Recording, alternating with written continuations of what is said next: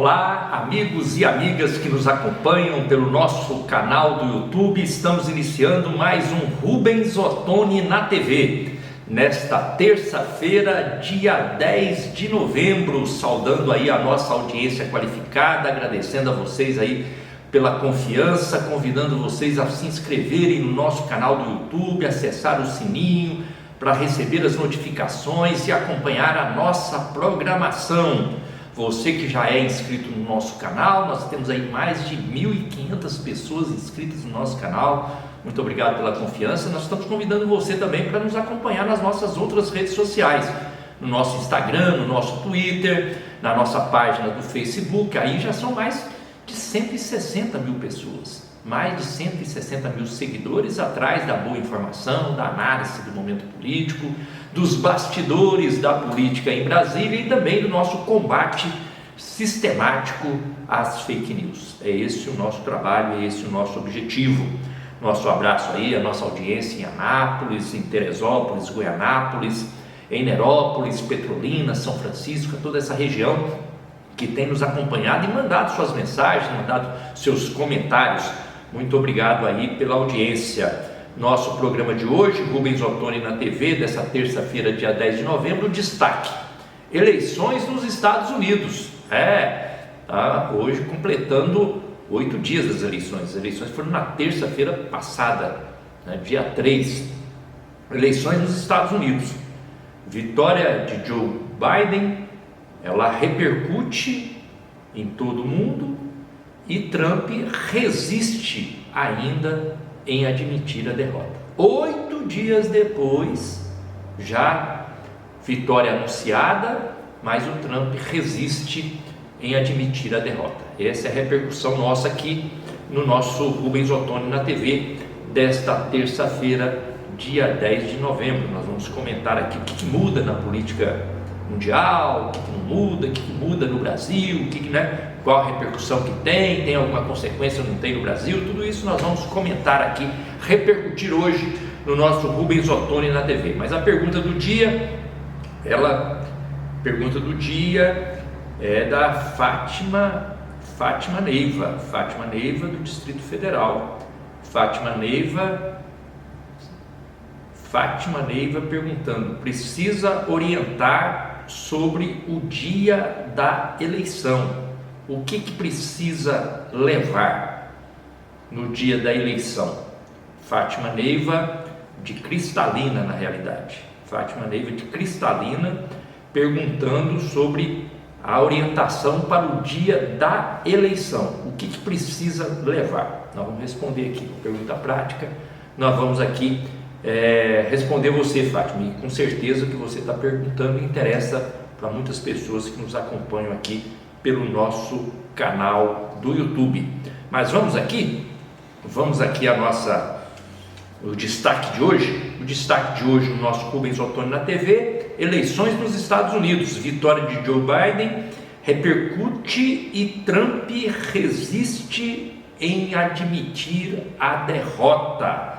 O que muda? Essa é muito importante, já tem uma semana da eleição, e essa eleição dos Estados Unidos, para mim, ela foi uma eleição muito importante para esclarecer muitas coisas, para tirar muitas dúvidas e para tirar muitas ilusões também, porque aqui no Brasil tem um negócio que é o seguinte: tudo que vem dos Estados Unidos parece que é mil maravilhas, é 100%, Lá é um exemplo aqui para a província, um absurdo, E um absurdo evidente é o processo eleitoral dos Estados Unidos, Então foi até bom ter essa polarização lá nos Estados Unidos, para nessa polarização o Brasil ter mais interesse pelo processo eleitoral dos Estados Unidos e aí perceber as falhas que tem no processo eleitoral. Então a primeira coisa é isso. Vocês devem ter acompanhado e visto lá como o processo de eleição indireta. O presidente da República é escolhido por delegados, O Joe Biden ganhou na medida que ele chegou a 370 delegados. Então, na eleição passada, o Trump ganhou da Hillary Clinton, mas a Hillary Clinton teve mais votos do que o Trump. Como é que pode? Aqui no Brasil o pessoal não entende isso, Como que tem mais, ganha eleição tendo menos voto? É o que aconteceu nos Estados Unidos. E agora de novo, só que agora o Trump perdeu nos votos diretos e perdeu também no número de delegados. Aí não teve perdão, ele perdeu a eleição mesmo, porque ele perdeu nas duas. Essa é a primeira coisa. Mas a pergunta e aqui a repercussão de hoje é o seguinte: o que muda realmente com a eleição do Biden, com a derrota do Trump? Eu acho que do ponto de vista da política internacional, do ponto de vista dos interesses dos Estados Unidos, muda muito pouco, porque todos os dois têm a mesma visão, os mesmos objetivos em termos de política dos Estados Unidos, da visão imperialista, da visão de poder subjugar os outros países. Isso aí não muda muita coisa, mas é claro que tem uma mudança muito grande, tem assim um efeito, eu diria, não é nem uma mudança, um efeito psicológico muito grande nessa onda que virou o mundo inteiro na medida que teve a vitória do Trump. Aquele incentivo aos radicalismos, aos extremismos, o incentivo à intolerância, o incentivo ao preconceito, né? Tudo isso, incentivo à violência, o incentivo ao ódio, tudo isso com o Trump se já havia. Alguém pode dizer, não, mas isso já havia uma semente, um ar disso no mundo inteiro. Pois é, mas se havia, com a eleição do Trump, isso teve uma propagação muito maior. Agora, com a derrota do Trump, com toda certeza é um balde de água fria em todos esses incentivos. Vocês viram aí, Israel, Áustria, né? Muitas motivações aí conservadoras, extremistas, vieram aí no rastro da eleição do Trump. Agora, com a derrota do Trump, tudo isso joga um balde de água fria. Então vai ter uma repercussão, queira ou não queira, tem uma repercussão internacional. E agora não nos iludamos, a política dos Estados Unidos vai continuar sendo a política dos Estados Unidos, um país que se acha maior do que os outros, que não tem diálogo, que atropela, né, e que faz valer os seus interesses. Esse é o problema dos Estados Unidos, é o problema das grandes potências. E não vai mudar nada com a eleição do Biden. Agora, do ponto de vista dessa política extremista do Trump, aí com toda certeza tem diferença. Por exemplo, a política de relações exteriores, agressiva demais do Trump, né? Agora deve ter alguma mudança. A política na área do meio ambiente também deve ter alguma mudança. Então acaba tendo um efeito psicológico favorável para um entendimento e um diálogo com os países, e também diminuir essa sanha, né, de radicalismo que o Trump acabou incentivando pelo mundo inteiro, na medida que a potência que os Estados Unidos é e a repercussão que tem nos outros países. E aqui no Brasil, o que muda aqui no Brasil? Também muda do ponto de vista psicológico, porque baixa o facho do governo Bolsonaro, né? Porque o governo Bolsonaro estava naquela, né? Do Trump, como se faz assim, eu sou amigo do Trump, eu posso fazer tudo.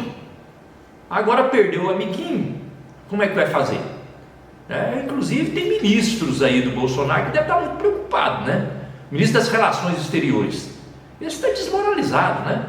Porque não tem postura, Ernesto Araújo, né? Não tem postura de ministro de Relações Exteriores.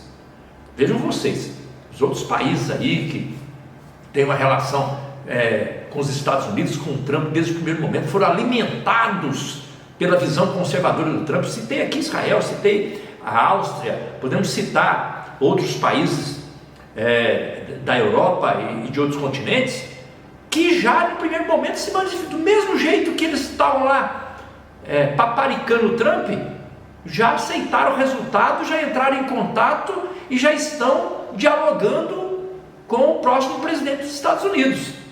Agora aqui no Brasil não.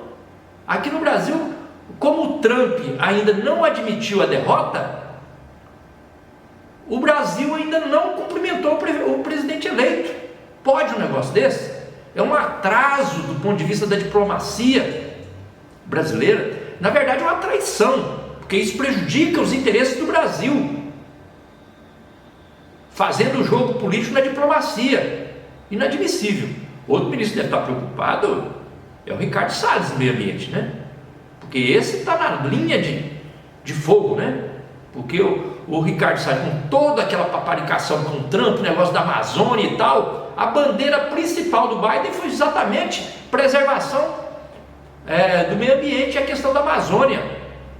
E agora, Ricardo Salles? Então, no meu entendimento, se o Brasil quiser um mínimo de relacionamento de igualdade com os Estados Unidos no próximo período, tem que descartar logo o Itamaraty e o Ministério do Meio Ambiente. Tem que mudar esses dois. Então, no meu entendimento, tem repercussão séria. Agora, do ponto de vista do conteúdo, é um verniz, né, gente? Muda o verniz ali, muda o brilho, mas não muda muita coisa. Mas tem impacto. Eu já falei de vários aqui, né? A relação, por exemplo, com o agronegócio. O agronegócio do Brasil, e aí o ministro de Relações Exteriores tem responsabilidade nisso, uma atitude criminosa no final agora, para poder favorecer as eleições do Trump nos Estados Unidos, fez negociações e assinou contratos lesivos aos interesses do Brasil, para ajudar o Trump na eleição lá com os produtores dos Estados Unidos, prejudicando os produtores do Brasil. Eu repercuti isso aqui nos nossos programas, aqui no YouTube. E agora, com o Trump derrotado, como serão defendidos os interesses dos nossos produtores? Interesses que foram lesados com a conivência do governo brasileiro. Então tudo isso precisa ser analisado. Então vai ter impacto sim, mas o impacto maior é aquele que eu falei no início, é o mais psicológico, porque aqui no Brasil também, aquele ânimo, aquele entusiasmo dos extremistas de incitarem a violência, o ódio, aí o preconceito, a intolerância, vai perder espaço, né? Vai perder espaço, porque não vai haver essa concordância da comunidade internacional. Então, eu vejo que nós temos aí muito ainda a analisar, né? É um absurdo que os Estados Unidos, primeiro o Trump, né, não aceitar o resultado da eleição. Isso mostra a visão autoritária que tem. Mas mais grave não é o Trump não admitir a derrota, não. Mais grave é o Brasil não fazer nenhum gesto de cumprimento ao presidente eleito, com a justificativa que está sendo solidário ao perdedor. Ora, país tem relação com país, nação tem relação com nação, não é com candidato, não é com presidente. Então, como os outros países aliados do Trump pelo mundo afora já fizeram diálogo com o presidente eleito dos Estados Unidos, o Brasil teria que ter feito já de imediato. Então, esse é uma questão que nós precisamos superar. E aí, as eleições dos Estados Unidos merecerão da nossa parte ainda um acompanhamento aqui, minucioso, sistemático, para analisar as suas repercussões, tá bom? Nós estamos caminhando aqui para o final do nosso Rubens Ottoni na TV dessa terça-feira, dia 10 de novembro, mas antes aqui respondendo a pergunta da Fátima Neiva de Cristalina. Fátima Neiva de Cristalina, ela faz um comentário: precisa orientar sobre o dia da eleição, o que precisa levar? É muito importante isso mesmo, Fátima. E eu já estou preparando inclusive um material para poder ajudar o nosso pessoal no estado a não ter dúvidas sobre o dia da eleição, porque agora é a primeira eleição, estou acostumado à eleição, o cara já vai tranquilo. Não, mas essa eleição é diferente, é em tempo de pandemia, então tem regra diferente. Primeiro, eleição, votação não começa às 8, começa às 7, primeira coisa, então começa às 7. Mas quem é que vai lá às 7 horas? Vai ter um horário especial, das 7 às 10, para as pessoas com mais de 60 anos, para proteger essas pessoas, para ter uma garantia de segurança sanitária e com isso garantir uma maior participação dessa faixa do eleitorado no processo eleitoral, senão ninguém vai votar. Então está reservado das 7 às 10 para o público acima de 60 anos e começa às 7. Então vai ter 3 horas ali para a votação do público de 60 anos para frente. Então essa é a primeira coisa. Segundo, para ir votar, precisa de máscara, né? Aí você fala, não, mas é claro, isso aí a gente não precisa nem falar. Claro que precisa falar. Se o presidente da República, ele orienta e diz que não precisa de máscara, que não precisa de nada, e dá o mau exemplo, então a gente precisa falar, ó, para votar existe uma regra do Tribunal Superior Eleitoral. Então não tem aquele negócio, não, eu chego lá de máscara, eu dou um jeito. Não, não dá jeito. Para votar tem que estar de máscara. Então tem que ir com máscara.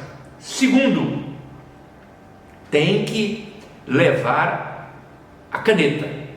Lá não vai ter caneta compartilhada. Então cada um tem que levar a sua caneta para fazer a assinatura lá. Você vai assinar. Mas eu preciso de caneta para votar? Para votar não. Mas para assinar sim. Então se você vai assinar, então você precisa da caneta e não vai compartilhar. O pessoal não vai passar caneta para você lá. Então cada um leva a sua caneta. Ah, eu tenho que levar o título de eleitor? Pode levar o título de eleitor. Mas você precisa levar um documento com foto.